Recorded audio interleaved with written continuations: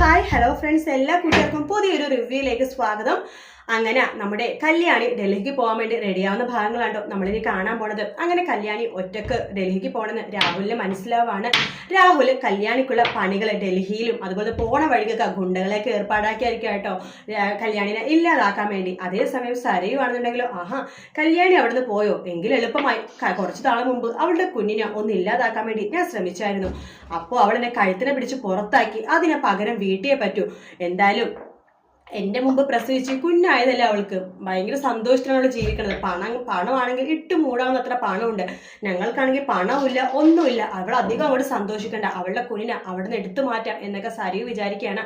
അങ്ങനെ നമ്മുടെ സരിയു നോക്കുമ്പോഴേക്കും കല്യാണി ഡൽഹിക്ക് പോയി. കിരണാണെങ്കിൽ കമ്പനിയിൽ ഒരുപാട് മീറ്റിങ്ങും കാര്യങ്ങളും ഉള്ളതുകൊണ്ട് അവിടെ നിന്ന് പോകുവാണ്. ദീപ മാത്രമേ വീട്ടിലുള്ളൂ കേട്ടോ.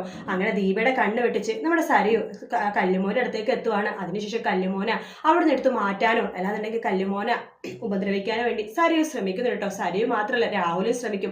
കാരണം കല്യാണിയും കല്ലുമോനും ഒരുപോലെ കിരണിന്റെ ജീവിതത്തിൽ നിന്ന് മാറ്റിയാൽ മാത്രമാണ് കിരണിനെ സരിയുവിനെ കിട്ടുള്ളൂ എന്ന് രാഹുലിന് നന്നായിട്ട് അറിയാം. അതുകൊണ്ട് സരിയു അല്ലെങ്കിൽ രാഹുൽ രണ്ടുപേരിൽ ആരെങ്കിലും ഒരാൾ കല്ലുമോനും അതുപോലെ തന്നെ കല്യാണിനെയും ഇല്ലാതാക്കാനുള്ള ശ്രമങ്ങളായിരിക്കും നടത്തുന്നത്. അവരെത്ര ശ്രമിച്ചാലും കല്ലുമോനും കല്യാണിക്കും ഒരു പോറല് പോലും സംഭവിക്കില്ല. അത് 100% ഉറപ്പാണ്. ഇവർക്ക് ചെയ്യണതിനൊക്കെ തിരിച്ച് ഇവർക്ക് തന്നെയായിരിക്കും കിട്ടുന്നുണ്ടാവാം. അതുമാത്രമല്ല, സരിയുടെ ജീവിതത്തിൽ ഇടുത്തികൾ വന്ന് വീണുകൊണ്ടിരിക്കുകയാണ്. മനോഹർ ആണെങ്കിൽ ഇനി വീട്ടിൽ വരേയില്ല കേട്ടോ. കാരണം മനോഹറിന് വേറെ പെണ്ണ് കെട്ടി സുഖമായിട്ട് ജീവിക്കുന്നു. ഇനി സരിവിനെ മറന്ന് ജീവിക്കാൻ തന്നെ മനോഹറിന്റെ വഴിയുള്ളൂ. സരിവ് ആണെങ്കിൽ എപ്പോഴും വിഷമിച്ചുകൊണ്ടിരിക്കും. മനുവേട്ടനില്ലല്ലോ എന്ന് പറഞ്ഞിട്ട് കുഞ്ഞാവുമ്പോൾ പോലും മനു തിരിഞ്ഞു പോലും സരിവിനെ നോക്കാൻ പോണില്ല.